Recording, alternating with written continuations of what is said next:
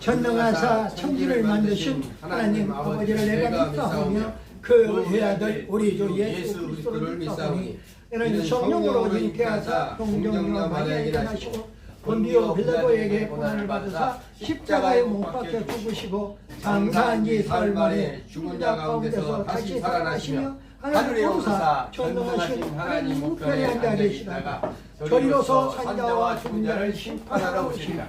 성령을 믿사오며 거룩한 공회와 성도가 서로 교통하는 것과 죄를 사하여 주시고 몸이 다시 사는 것과 영원히 사는 것을 믿사옵나이다. 아멘. 아멘. 자, 그동안 평안하셨습니까? 아멘. 사명자 여러분, 애청자 여러분, 평안하셨을 줄로 믿습니다. 2024년도 새해는 하나님이 주시는 큰 은혜의 강물에 우리 폭삭 전부 다 한번 빠져봅시다. 아멘. 그리고 승리의 삶을 이루시기를 예수님의 이름으로 축복합니다. 아멘. 이 시간은 전 시간에 원죄와 자범죄, 그리고 죄의 근원, 죄의 종류, 형벌, 징계, 결과, 죄에 대한 치유책, 죄를 이기는 법, 이기는 그 길에 이어서 이 시간에는 행위언약의 개념, 행위언약이 도대체 뭐냐, 행위언약 많이 들어보기는 한 건데 뭔 말인지를 모르는 거야. 목사님한테 물어봐도 답변을 못해요. 행위언약이 뭐냐고 그러면 뭔 말인지 못 알아듣는다고. 왜? 신학적인 용어이기 때문에 그렇습니다. 자기가 신학 공부할 때에, 지금은 목사가 돼 담임 목사를 해도 신학 공부할 때에 행위언약이라는 말을 들어보기는 한 것 같은데 그게 뭔 말인지 모르는 거예요. 왜? 내 마음판에 안 새겨져 있으니까. 오늘 예를 들어서 누가복음 15장에 탕자의 비유를 말했어요. 작은 아들. 그러니까 내가 개인적으로 좀 나중에 보충해주는 의미로 누가복음 15장 같은 내용 중에 더 큰 탕자가 있어요. 작은 아들보다 더 큰 탕자. 오늘 오늘 본문 내용에 큰 아들, 작은 아들이 다 나와. 작은 아들이 집 나갔으니까 화랑방탕에서 다 쓰고 한 작은 아들이 탕자인데 다 그렇게 알고 있어요. 탕자 비율을. 그런데 그보다 더 큰 탕자가 있다고. 그게 바로 큰 아들이야.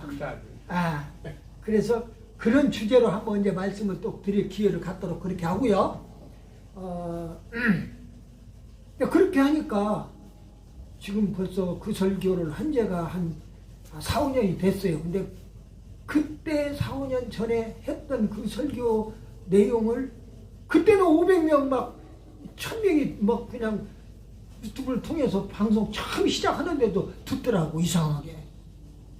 이게 내가 저쪽에 가서 2018년도니까 2018년도 8월 15일부터 저쪽에 가서 말씀을 먹이기 시작했는데 그때 성경 기적의 내용들, 그리고 또 성경 66권의 말씀을 신구약으로 나누어서 기적의 말씀들, 성경 인물에 대한 이야기, 성경 비유에 대한 이야기, 그리고 명설교라고 할 수 있는 주제를 뽑아가지고 그 성경 한 일반 설교 또는 명령 설교, 그런 내용을 주제로 해서 설교를 하니까 그게 그냥 다른 강사들이 하는 그 설교 부흥사들이 하는 설교보다도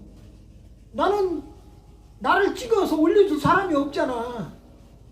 우리 신학교 나를 통해서 배웠던 신학교 학생들 제외하고는 없어요. 그런데 그 가서 전혀 모르는 지역인데도 그렇게 조회수가 많이 나오는 것을 보면서 지금 5년 전하고 지금하고 비교를 하면요, 얼마나 세상이 각박해졌는가, 얼마나 거짓과 선동이 정말로 우리 주변을 맴도는가. 그리고 거짓부름 하는 사람들이 그래.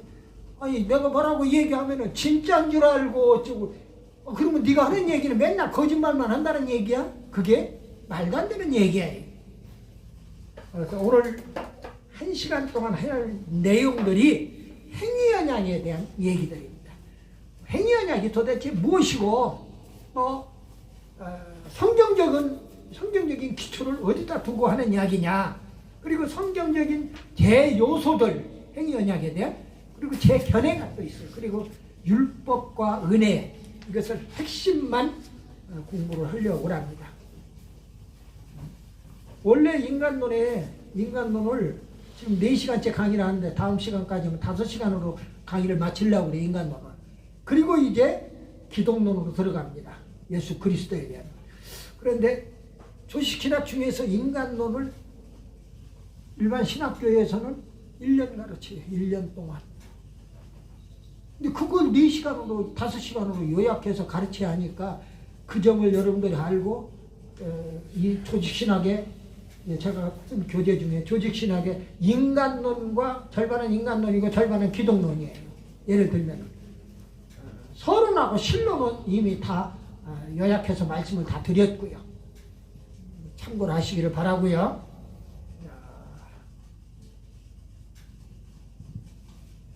행위언약이 개념이 무엇이냐? 핵심만 공부를 하는데 행위언약이 무엇이냐? 정의하기를 하나님께서 인간의 대표인 아담에게, 아담이라고 하는 성경에 아담이라고 하는 인물이 나오면은 이건 인간의 대표다, 우리 사람들의 대표다 하는 것을 잊지 말아야 해요. 그 말은 아담에게 주는 말씀이 나에게 주는 말씀이다 그 말이죠. 아멘. 그렇게 받아들이면 돼요. 근데 그게 아니고 아담에게 한 얘기고 왜 나한테 주는 얘기야? 그 사람은 예수 백날이가 못 믿을 수가 없어. 아멘, 아멘. 다른 사람이 죄를 얘기하는데 자기 죄를 얘기한다고 그러니까 어떤 상담을 하면 하는 분이 요즘에 각 방송사마다 KBS, CBS, CTS 시 채널 할 것, 굿 방송 할 것 없이 모든 기독교 채널 방송들이 천주교 하나, 불교 둘, 기독교 5 케이블 TV 채널들이 하나같이 상담을 다 운영하고 있어요. 다 상담 운영하는데 거기에 환자들도 이렇게 내가 이렇게 몸이 아프니까 좀 기도 좀 해주세요. 이렇게 사업이 망했으니까 좀 기도 좀 해주세요 하는 그런 상담을 하는 가운데에 상담해 주시는 목사님이 자기소개 부탁합니다 하고 여기 쭉 거기에서 하잖아요. 하다가 결국은 기도 내용을 얘기하라고 그러면은 기도 내용 얘기하라고 그러는데 소식적 얘기부터 시작을 하는 거예요. 내가 시집가기 전에 어떻고 무슨 시집가기 전에 얘기가 나오냐고. 처녀 때 얘기가. 처녀 때 지가 이뻤으면 어쩌자는 거야 지금. 그게 다 필요 없는 얘기예요.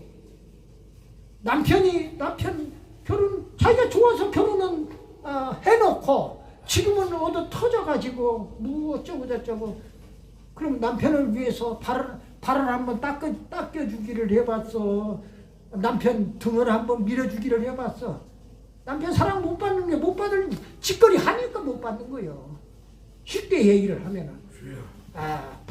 반대로 남편도 아내에게 또 사랑을 못 받는 사람들도 많아요. 행위언약이 하나님이 인간의 사람의 대표인 아담과 맺으신 언약이다 그 말이에요. 일방적으로 맺은 거예요. 내용이 어떤 거냐? 선악과 처먹지 말아라 그 말이에요. 선악과 따먹지 말아라. 너무나 간단한 겁니다. 성경에서 선악과 먹지 말아라. 먹으면 죽는다 그거야. 그 말은 반대로 얘기하면은 선악과 먹지 말아라. 선악과만 안 먹으면 너는 영생한다는 거예요. 아멘. 그 얘기예요 지금. 첫 말씀이니까 창세기 2장을 한번 봅시다. 창세기 2장 16절 17절 말씀. 앞에니까 멀리 찾을 것도 없잖아요. 창세기 2장 16절부터 제가 봉독해 올립니다. 여호와 하나님이 그 사람에게 명하여 이르시되, 누구요? 아담에게 이르시되 그 말이에요. 동산 각종 나무의 열매는 내가 임으로 먹되, 모든 동산에 있는 각종 나무의 열매는 내가 너 마음대로 먹어라 이게야. 임으로 먹되 선악을 알게 하는 나무의 열매는 먹지 말라. 선악 갖다 먹지 말아라 그 말이에요. 내가 먹는 날에는 반드시 죽으리라. 과거에 저 개혁 한글 성경에는 정령 죽으리라 그렇게 나와요. 그렇게 말씀을 줘. 선악을 알게 하는 나무의 열매는 먹지 말라. 내가 먹는 날에는 정령 죽으리라 하시니라. 아멘. 그런데 이 선악과를 먹느냐 먹지 않느냐에 따라서 먹으면 영멸이고 안 먹으면 영생이에요. 그게 성경의 진리란 말이에요. 그런데도 최초의 하나님이 지금 우리 인간과 맺은 언약이라 그 말이에요. 근데 그걸 못 지키고 선악과를 덜컥 따먹어버린 겁니다. 자기만 처먹은 게 아니라 자기하고 붕치면서 살고 있는 뼈 중에 뼈고 살 중에 살이라고. 하와가 그 할머니가 그렇게 해서 떠먹고 자기 남편 아담에게도 주매 그도 먹고. 그 말은 무슨 말이에요? 하와 혼자만 죽게 내버려둘 수 없기 때문에 함께 부부가 일심동체로 죽을 때 같이 죽을 망정 나는 먹겠다 이래. 아담은 알아요. 이 말씀을 직접 받았기 때문에. 그렇잖아요. 아담이 동산 각종 나무의 열매는 다 힘으로 먹되 중앙인 저 선악을 알게 하는 나무의 열매는 먹지 말아라. 먹는 날에는 정령 죽으리라. 그 말씀을 직접 받았기 때문에 아담은 알아요. 하와는 직접 안 받았어. 말을 한 달이 거쳐가지고 아담을 거쳐서 들었겠지요. 그래서 이게 문제야. 이게 지금 내가 행위언약 개념을 왜 힘주어서 이렇게 얘기를 하냐. 이것을 풀어야 다음 문제가 다 풀려. 쉽게. 그렇기 때문에 내가 선악과 토해내라고 하는 설교를 드린 이유가 거기에 있는 겁니다. 선악과 토해내지 않으면은요. 토해낼 때까지 아까 6월절 다음에 무교절 그 어둠의 그림자가 지옥 같은 무덤 속에 우리가 갇히고 마는 거예요. 사람마다 다 달라요. 모세가 40년 갇혔다고 그랬잖아요. 행위언약의 특징이 4가지로 얘기합니다. 자연 언약의 특징, 또 이 자연 언약은요, 하나님이 타락 이전에 아담과 최초 맺은 언약이라고 해서 자연 언약이라고 이야기를 합니다. 자연 언약으로서의 특징을 가지고 있다. 그 다음에 율법 언약으로서 특징을 가지고 있어요. 율법은요, 율법 얘기가 나오면은 순종하면 살고 순종하지 않으면 죽는 거예요. 축복이냐 저주냐. 순종하면 축복이고 불순종하면 저주예요. 구약 전체가 그렇게 되어 있어요. 은이. 그래서 율법 언약으로서 특징을 가지고 있어요. 그 다음에 생명 언약으로서 특징을 가지고 있는데 또 준행 여부에 따라서 영생이냐 영멸이냐 아까 말씀을 드렸죠. 그 다음에 4번째로 은혜 언약으로 대치가 되는 특징을 가지고 있어요. 예수님 오신 이후에는 은혜 언약으로 완전 순종과 완전 원시 협정에서 누구나 믿으면은 영생 복나고 천국에 간다 그 말이에요. 그래서 은혜 언약으로 대치된다는 특징을 가지고 있다 그 말입니다. 세 번째로 역사적으로 본 행위 언약은요, 자연 언약, 율법 언약, 생활 언약, 에덴 언약, 생명 언약 이렇게 여러 가지 이름으로 부릅니다. 그 중에 다른 것은 몰라도 행위 언약이라 하는 것은 잊어버리지 말라 그 말이에요. 선악과 언약이라고도 많이 흔히들 얘기합니다. 그런데 선악과가 바로 네 손으로 네가 해야 할 일을 하고 하지 말아야 할 일을 하나님 하지 말라고 한 것은 하지 말아라고 하는 그런 개념이에요. 그러니까 나에게 선악과는 무엇인가를 늘 생각을 해야 해요. 나에게. 어떤 남자가 그냥 여자만 보면은 미치고 환장하는 거야. 마귀 새끼가 그 음란 마귀가 그 가슴 속에 가득 차가지고 틈만 있으면은 가서 여자를 범하려고 하는 겁니다. 그런 사람 많아요. 지위가 높고 권세가 많고 돈이 많아도요. 그냥 갖다가 그 치마폭에 갖다 퍼부어주기 정신이 없는 거예요. 그런 사람들이 많다고요. 나는 그런 사람들 주변에 너무나 많이 봤어요. 군복을 입고 있을 때에도 숱하게 많은 사람들이 장군 별을 다르면 뭐합니까? 영관장교 말똥 2개 3개를 다루면 뭐하냐고요. 그런 사람이 천지때깔이야. 그러다 결국은 얼마나 술을 퍼마셨는지 장군들은요 숙소에 다 당번병이 다 있어요. 자기 집에 당번병이 다 있다고요. 마누라도 있고 당번병도 있고 다 그래요. 남자 당번병이지요. 여자를 자기 마누라 놔두고 여자를 당번병으로 쓰는 거 있잖아요. 그래서 여하튼 당번병이 있는데 술을 먹고 하루는 저 위에 사령부에서 전문이 내려왔어요.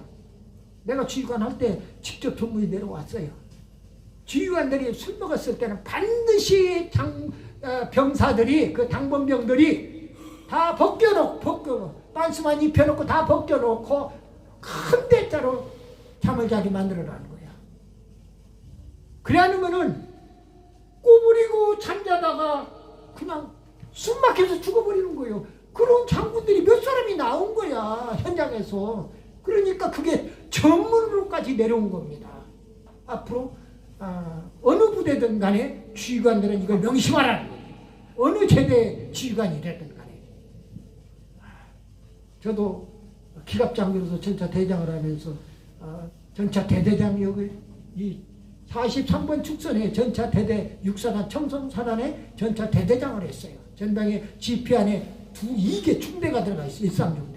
2중대와 본부중대는 저기 금연 여수지 안에 있는 그 저수지 바로 안쪽에 터를 잡고 있어요. 지금도 거기 지나갈 때는 내가 들립니다.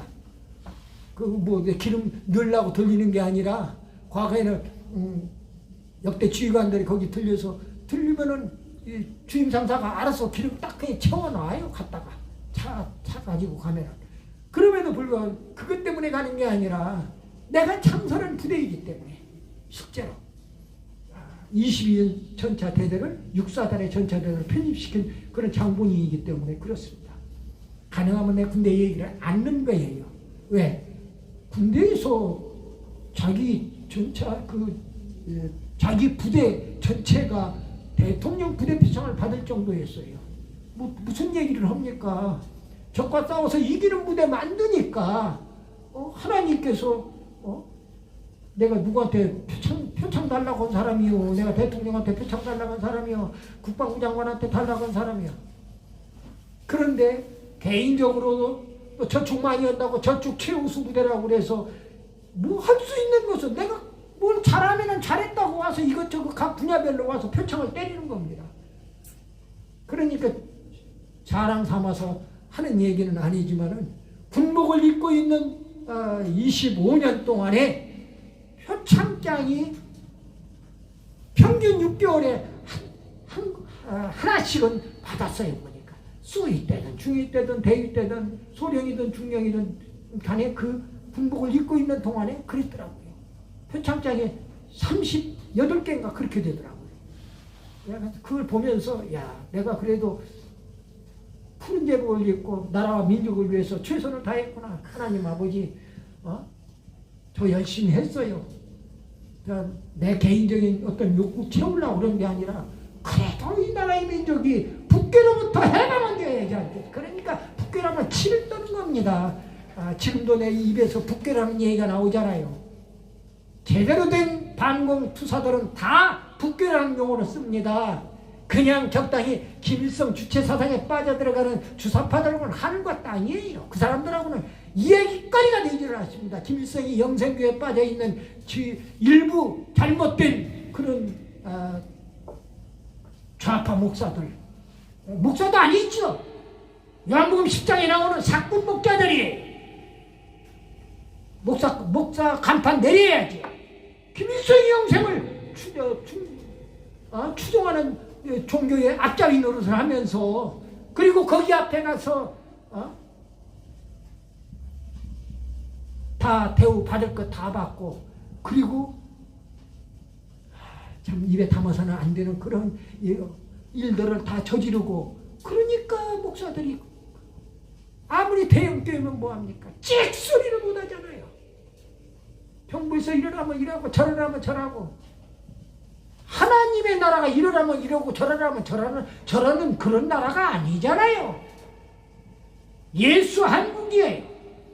하나님의 나라는 천국을 얘기하고 있는 겁니다. 아멘. 그런데 엉뚱하게 그렇게 못할 그런 입장 올가미 속에 다 걸려 들어가 있는 것을 보게 돼 행위언약으로 잘못되어 있다는 이야기죠. 이 행위언약을 찬성하는 입장은 신학적으로 보면 어거스틴, 올레비아누스, 클로번퍼, 워커, 웨스트민스터 신도개요 이런 우리가 지금 모든 개혁 파들이 한국의 개혁주의 신앙 개혁파들이 다 웨스트민스터 신앙 고백 개혁을 다 가지고 있어요. 그렇기 때문에 이 행위 언약을 찬성하는 입장이라 그 말이에요.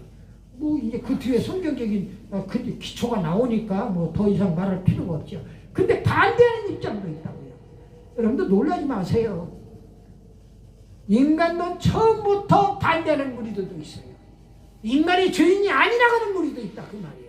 인간은 죄덩어리라고 의인은 언당이 하나도 없다고 성경 말씀이 있음에도 불구하고 그 말은 모든 사람의 죄를 범하였으면 하나님의 영광에 이르지 못하고 로마서 3장 23절에 말씀하고 있어요. 그럼에도 불구하고 나는 죄인이 아니라는 거예요. 그 사람은 죄가 없다고 하는 사람은 절대로 예수님이 구세주로 찾아갈 수가 없는 겁니다. 반대 입장이에요. 소시니안파, 알미니안파의 대표적인 한국에 입성한 대표적인 교단이 어떤 교단인 줄 아세요? 그리고 로마 카톨릭, 루터파도요 반은 안 보여. 그러니까 입은 짝은 자꾸를 닫아놓은 거예요. 그 말은 찬성하지 않는다 그 말이에요. 반대한다 그 말이에요. 쉽게 얘기를 하면은 행위 언약에 대해서 나는 루터 신학대학을 공부한 사람이 나한테 공부하러 왔어요. 실제로 우리 신학교에 공부하러 왔길래 내가 매주할 고주하라고 이렇게 조건이 해보니까 아니 행위 언약이 뭐냐는 거예요. 선악과가 뭐냐는 거예요. 그리고 당신은 도대체 지금까지 루터 신학교에서 뭘 배웠어? 하고 얘기하니까 아니 거기에서 신학 공부하면은 목회자의 길을 열어준다고 그래가지고 거기 가서 4년 동안 공부했다는 거예요. 그냥 참, 하나님의 사명자 입에서 그게 나올 소리입니까? 하나님의 나라는 그렇게 확장되어 가는 것이 아닙니다. 루터파가 그런 입장이에요. 알미니아파는 이 칼빈파하고 알미니아파 크게 한국의 장로교가 칼빈파라면은 칼빈주의에 입각해서 이렇게 만들어졌다면은 감리교는 알미니안파의 누굽니까? 웨슬레 요한 웨슬레가 알미니안주의이기 때문에. 그러나 오늘날 감리교가 다 그렇다는 얘기가 아니에요. 일부 알미니안파들이 반대했다 그 말이 행위 언약을 충분히. 그리고 로마 카톨릭은 철저하게 반대합니다. 우리가 그걸 모르는 거예요. 두 번째로 행위 언약의 성경적인 기초입니다. 초기 설화에 존재하는 언약의 요소들을 보면은요, 행위 언약 요소로서는 초기 설화로 봐서 첫째, 순종에 대한 보상의 요소. 순종하면 보상을 받아요. 축복으로. 둘째, 행위에 대한 형벌 요소가 암시되어 있고 제시되어 있어요. 내가 못된 짓거리 하면은 선악과 따먹지 말라는데 따먹었으면 그 죄과를 받도록 되어 있다 그 말이에요. 쉽게 얘기하면. 성경에서 그러잖아요. 예를 들어서 아담이 선악과 따먹고 나서 에덴 동산에서 추방당해버렸어요. 그리고 안 죽을 인간이 영생하고 안 죽을 인간으로서 죽음에 처하게 됐다 그 말이에요. 흙으로 돌아갔다 그 말이에요. 에덴도 추방하고 나중에 그 형벌을 내리잖아요. 실제로 따먹은 아담은 당신 나한테 데려다 준 하와가 먹으라고 그래서 먹었다고 하와한테 책임져 가시고 하와한테 물으니까 이 뱀이라는 놈의 새끼가 날 또 꼬셔서 나를 거기에 넘어가서 그랬다 이거야. 그러면 우리들한테 하나님이 주신 자유의지 선택권을 어디로 가버리고 네가 한 행동은 네가 책임져. 어떤 목사님이요 엄청난 설교를 하시더라고. 설교를 들으면서 야, 저 설교를 하면은 한국의 여자 그 성도들이 다 떨어져 도망가겠다 그랬어요. 왜? 당신들이 하와의 후손이잖아. 아담 하와의 후손이잖아. 그럼 그 말이 거기까지는 맞아요. 그런데 하와란 년이 이러고 나오는 거야. 아니 그 지 할머니가 잘못했으면 그 할머니란 년이 그럴 놈이야? 그렇게 얘기하는 그놈의 주둥아리가 그게 제대로 된 주둥아리냐고요. 목자 입에서는 그렇게 말이 나오면 안 되는 겁니다. 그러면서 선악과를 따서 저만 처먹은 게 아니라 지 남편까지도 주어서 처먹게 하고 그리고 그래서 하나님이 벌을 주어가지고 잉태하는 고통을 남편이 다스리는 고통을 주었다 그 말이에요. 그런데 왜 남편한테 다스림을 안 받으려고 그래요? 왜 잉태하는 고통을 주었는데 왜 잉태 안 하려고 그러냐 이거예요. 지금 결혼해가지고 지금 젊은 애들이 애를 낳으려고 그래요? 안 하려고 그래요. 결혼식도 필요 없다는 거예요. 그냥 즐기다가 싫어지면 그냥 그걸로 끝나버린다는 거예요. 이놈의 세상이 어떻게 되려고 이대로 가면은요 한국 한 세대 지나면은 후손들이 없어가지고 문 닫아버려요. 대한민국이라는 대한민국 무슨 뭐 자유가 공산이고 이것 저것 다 까발을 필요가 없어요. 왜? 새끼를 안 낳는데 후손이 없는데 희가 내 대에서 끝나버린다 그 말이에요. 안타까워요. 애를 많이 낳은 우리 부모님 세대만 해도 내가 7남매 중에 장남이요. 9남매 중에 2 잊어버리고 맨 위에가 누나고 저 큰 누나 작은 누나가 있고 내가 3번째로 큰아들이에요. 내 밑에 남동생 하나 벌써 먼저 저 세상으로 갔어. 그리고 밑에 남동생 지금 살아있고 여동생 2 살아있고 다 시집장가 가서 새끼 낳고 잘하고 살고 있어요. 나만 지금 아파서 지금 비빌 싸고 있는 거지. 하나님의 사자 한다고 지금 정신없이 지금 몰라. 다른 사람들은 나보고 다 미쳤다고 그러는 거예요. 내가 볼 때는 그렇게 손가락질하는 그 사람들이 한없이 불쌍한 거예요. 왜? 안 믿고 지옥에 벼락을 맞고 떨어져서 영원히 꺼지지 않는 영물의 불덩어리 속에서 살려달라고 건져달라고 할 사람들은 생각을 하면은 뭐 피를 나는 그 형제간을 떠나서 한없이 불쌍한 거예요. 그게 진정으로 얘기하는 긍휼의 마음이겠지요. 생각을 해봅니다.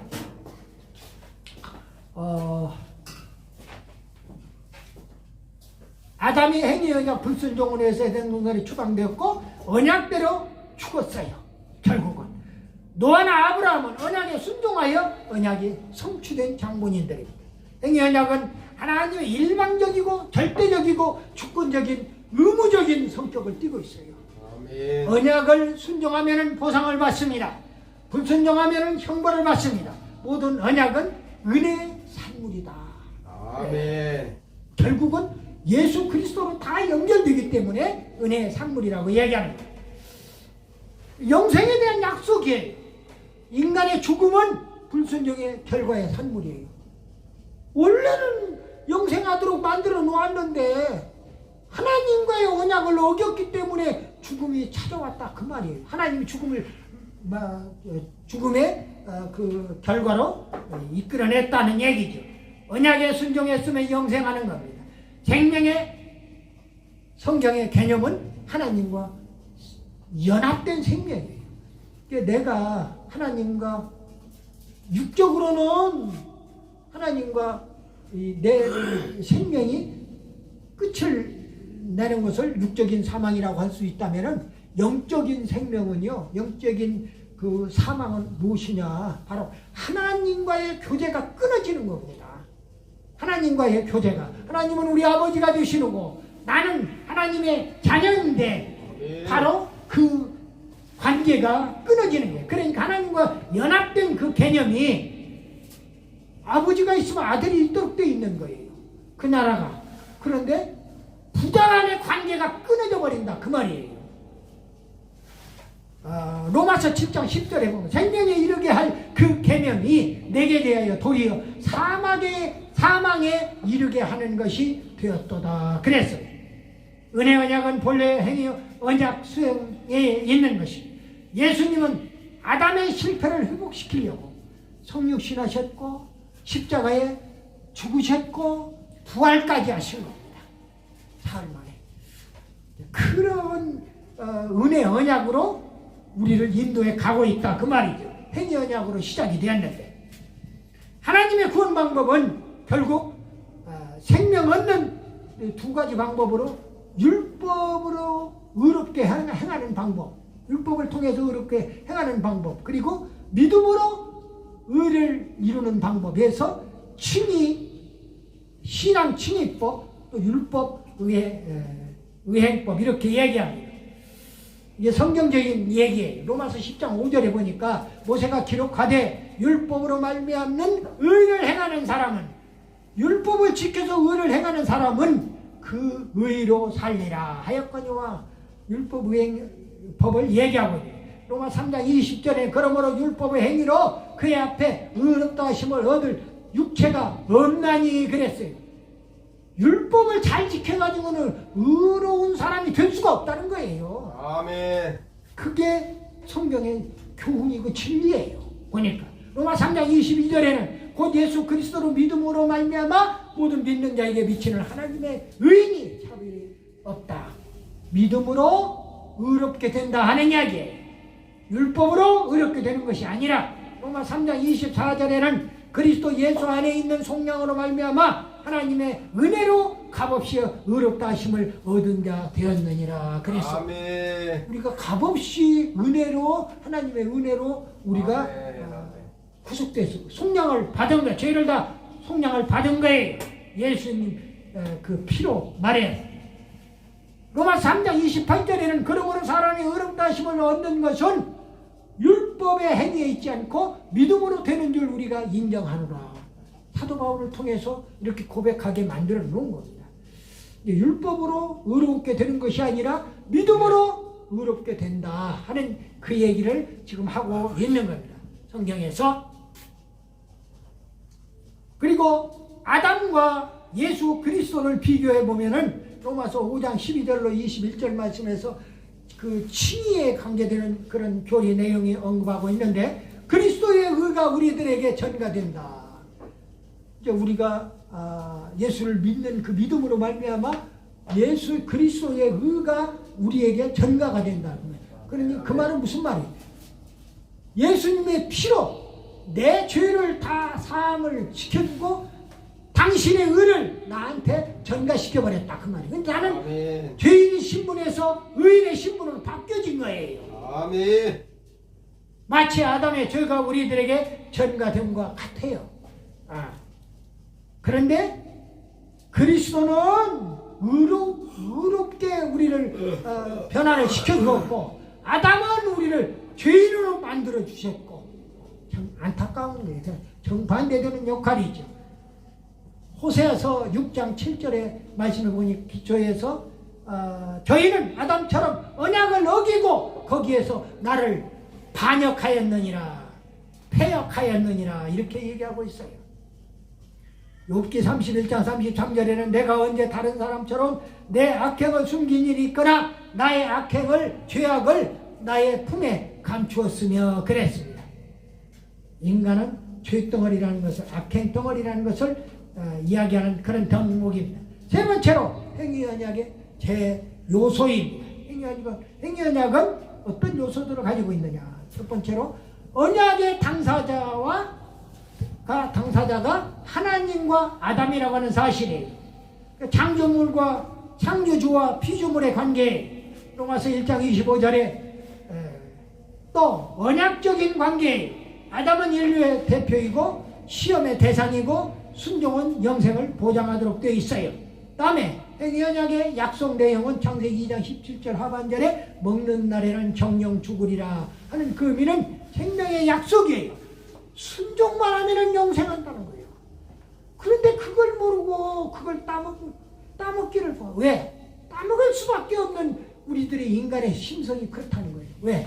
먹음직도 하고 보암직도 하고 탐스럽기도 할 만큼 인간이 얼마나 욕심 덩어리면은 그런 이야기가 나옵니다. 다음에 행위언약의 조건으로는 선악과 따먹지 말라는 절대 복종과 완전한 순종을 이야기하고 있습니다. 행위언약이 형벌은요, 선악과 따먹으면 사망의 형벌이 기다리고 있어요. 하나님과 분리되는 사망이 기다리고 있다 그 말이에요. 그걸로 하나님은 다스린다. 사망으로 다스리겠다는 거예요. 실제로 그렇게 했잖아. 나가서 흙으로 돌아가라고 해서 흙으로 돌아가. 아담이 흙으로 돌아가잖아요. 결국은. 그리고 생전에 살아 생전에 보아서는 못 볼 것으로 봐요. 그 아담을 통해서 하와를 통해서 낳았던 첫 아들 가인 그리고 둘째 아들 아벨이 그 둘이 살인극이 필요해요. 큰 아들이 작은 아들을 죽여 둘이서.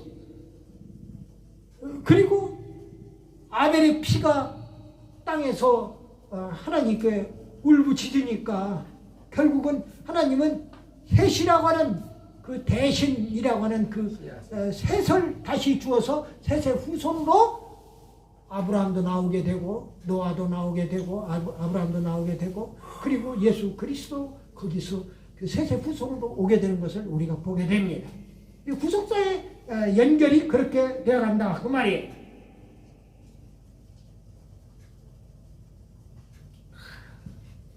행위언약은 네 가지로 상징합니다. 생명나무, 선악과, 낙원, 안식일 등 네 가지 견해로 보는 그런 상징의 요소가 있고요. 그 다음에 생명나무, 선악과, 낙원 등 세 가지 견해로 보는 그런 상징 요소가 있고, 세 번째로 생명나무, 낙원 등으로 보는 두 가지 견해로 보는 상징이 있고, 그리고 마지막 생명나무 한 견해로 보는 것이 있어요. 생명나무, 그러니까 여러분들 선악과만 따먹지 말라고 그랬는데 더 중요한 것은 생명나무이신 생명나무가 예수님이거든.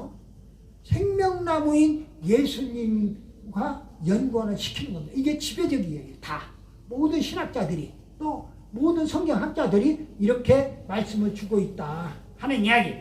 여러 견해가 있음에도 불구하고 생명나무가 그러니까 선악과 있는 곳에는 반드시 생명나무가 있도록 되어 있는 동산 중앙에 하나님이 만들어내는 동산에 동산 중앙에 선악을 알게 하는 나무하고 그 다음에 생명나무가 있다 그 말이에요. 거기에 열매가 다 맺어져 있어요. 생명나무는요 12실과가 계절별로 다 달별로 다 12실과가 다 따먹게 그렇게 되어 있단 말입니다. 이게 1년 내도 과일 먹고 살 수 있는 거예요. 하나님은 최초에 인간에게 채소 먹도록 그렇게 만들어놨어요. 고기 같은 소리하고 앉았네. 고기 필요 없다는 거예요. 그리고 열매 맺도록 과일 먹도록 그렇게 만들어놨다고요. 그것을 알고 나중에 그리고 사람의 죄악이 너무나 노아 시대에 관영하다 보니까 결국은 노아 홍수로 죄악된 세상을 다 멸해버리고 노아 방주에 들어갔던 8명 그 노아와 마누라 아들 셋 자부 셋 8명만 구원을 받아서 나오게 되는 겁니다. 오늘 어떻게 보면은요 이 포천의 평안교회라고 하는 구원의 방주가 이 방주 기도원이잖아요. 구원의 방주가 정말로 8명만 타면 되겠는가, 한 사람이 일당 100원 되었으면 얼마나 좋겠는가 하는 생각을 해보는 겁니다. 우리는 또 그 사명을 감당해야 할 사람들이고요. 행위언약의 그 견해에 대해서 알미니안파의 견해가 대체적으로 그 알맹이만 조금 얘기하면은 계약의 의무를 이행할 필요가 없다는 거예요. 무계약 의무, 순종을 강요할 필요도 없다는 거예요. 또 하나님의 거룩성이 손상을 입힌다는 거예요. 알미니안파가 주장하는 내용들이 그래요. 그리고 반대파 주장도 또 그것을 반대하는 주장들도 있어요. 자기 안에. 또 두 번째로 개혁파의 견해는요, 행위언약을 시킬 수 없다는 거예요. 그 견해가 옳은 견해라고 이야기하는 거예요. 행위언약은 폐기를 해야 한다는 견해가 있어요. 율법의 행함이 구원의 조건이 될 수 없다는 겁니다. 그 너무나 당연한 거지요. 뭐 성경적으로 로마서 3장 20절에 하나만 찾아보고 넘어갑시다. 로마서 3장 20절에 로마서 3장 20절입니다.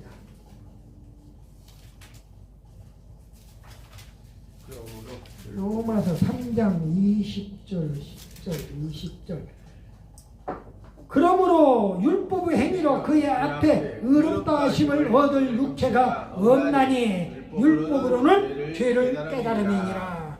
죄를 깨달게 하는 것이 율법이라고 그랬지, 율법이 구원의 조건이 될 수가 없다, 그 얘기예요. 또 그 말에 외에도 갈라디아서 2장 19절, 에베소 2장 15절, 히브리서 7장 19절 등 성경에 그 차고 넘쳐요, 그 증거가. 맞습니다. 아멘. 마지막으로 다섯 번째, 율법과 은혜. 일반적으로 법의 개념은요, 국민의 의지적으로 국민의 그 의지가 반영이 되었고, 율법은 하나님의 의지를 반영한 것이고, 또 그러니까 일반 법은 국민들의 의지를 반영한 것이라면은 율법은 하나님의 의지를 반영한 것이고, 그 다음에 보편성이나 강제력을 가지고 있어요. 법이라고 하는 것 자체가 강제력이 있다, 그 말이죠. 안 지키면은 감방에 갔다 천쓰니 천으니까. 과거에 야당 대표도 지금 돈 받아 쳐먹고서는 지금 그 재판 받으려고 지금 감방에 지금 들어가 앉아 있는 건 아닙니까? 그리고 지금 현재 야당 대표라고 하는 사람도 지금 언제 들어갈지 모르는 그런 입장에 지금 처해 있고요. 죄 짓고 못 사는 세상이에요. 어쨌든 간에 무슨 여론이고 나발이고가 무슨 문제야. 죄를 지었으면 그 죄값을 받도록 돼 있는 게 법이다, 그 말이에요. 너무나 옳은 얘기하고 있는 거예요. 그러니 그 얘기를 설득력 있게 얘기하고 말을 조리 있게 잘하니까 세상에는 없는 영웅이 하나 나타났다는 거예요. 그래가지고 지금 그 사람 때문에 다시 무엇이 올라 어쩌고 저쩌고 하는 이야기를 우리가 보고 있잖아요. 우리 주변에서 당장에. 율법의 정의입니다. 히브리서의 토라라고 그래요. 토라, 율법을. 그 뜻이 지침, 방향, 교훈 이런 것을 얘기합니다. 근데 율법이라고 그러면 우리에게 교훈을 주고 우리의 삶의 방향을 지시하는 거다, 지칭하는 거다. 헬라어는 노모스라고 그랬는데 성경에서 율법은 여러 가지로 의미를 다 갖고 있어요. 여러분들 십계명을 율법이라고 그래요. 또 모세오경을 율법이라고도 합니다. 또 구약성경 전체를 율법이라고도 해요. 또 하나님의 명령 전체를 613가지의 하나님의 율법 전체를 다 율법이라고 얘기를 하는 겁니다. 그러니까 성경에 이렇게 십계명부터 시작해서 그러니까 613가지의 율법을 요약하려니까 십계명으로 요약해놓고 그 다음에 2계명으로 요약해놓고 사랑하라, 하나님을 사랑하라, 이웃을 사랑하라, 이렇게 2계명으로 요약이 돼 있고, 그리고 그것을 또 구체적으로 설명하는 것이 모세오경이고, 또 구약 성경에 율법을 순종하면 축복받고 율법을 불순종하면 저주받는다 하는 그런 전체 내용이 다 율법이라고 하는 의미들이라 하는 이야기예요. 율법의 기원을 보면은요, 구전으로 전해지는 것과 모세로 인해서 주는 것이 있다 말이에요. 하나 더 찾아보면 요한복음 1장에서 찾아보면 요한복음 1장 17절 말씀을 하나 봅니다. 율법은 모세로 말미암아 주어진 것이요. 율법이 어떻다고요? 모세로 말미암아 주어진 것이래요. 하나님이 모세를 통해 주어진 말씀을 율법을 주었다 그 말이에요. 십계명도 되고 모세 오경, 창세기, 출애굽기, 레위기, 민수기, 신명기, 모세 오경을 다 얘기하는 거예요. 예를 들어서 주어진 것이요 은혜와 진리는 예수 그리스도로 말미암아 온 것이다. 이렇게 얘기하는 율법의 기원을 바로 모세를 주는 것이다 하는 이야기를 잠깐 성경을 통해 봤어요. 율법의 기능은요 죄를 깨닫게 하는 기능, 로마 3장 20절에 아까 봤죠. 그 다음에 범죄 예방 기능이 있어요. 갈라디아 3장 19절. 그리고 영혼 소송 기능이 있어요. 시편 19장 7절 상반절에. 그리고 율법의 시효는 그리스도 이전의 율법, 그리스도 이후의 성령님. 그리스도 이후에는 성령을 알지 못하고 성령을 받지 않고서는 절대로 죄에 대하여 의에 대하여 하나님께 뭐 이렇군 저렇군 할 얘기가 없다 그 말이에요. 의는 천국에는 의인들만 천국에 가기 때문에 우리가 의인의 반열에 들으려고 그토록 애를 쓰는 것이다 하는 이야기죠. 율법을 구분하면 기본적인 율법 또 성문적인 율법 이렇게 나누어집니다. 성문적인 율법은 도덕적인 율법, 의식적인 율법, 국가적인 율법에 이르기까지 그렇습니다. 그리고 율법의 특성도 세 가지예요. 율법은 개인이나 가정이나 사회, 국가나 포괄적으로 다 적용이 돼요. 또 숭고한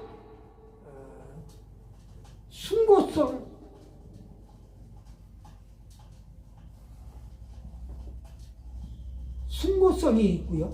마가복음 12장 31절로 그리고 제한성이 있습니다. 몽학선생이라고 하는 갈라디아 3장 24절입니다. 그러니까 이게 율법이 특성도 포괄성, 숭고성, 제한성으로 나눠진다 하는 이야기. 그 다음에 율법과 은혜의 관계를 율법은 하나님의 은혜를 계획한 대로 개인들에게 특수명령과 특별 활동을 바랄 수가 있다.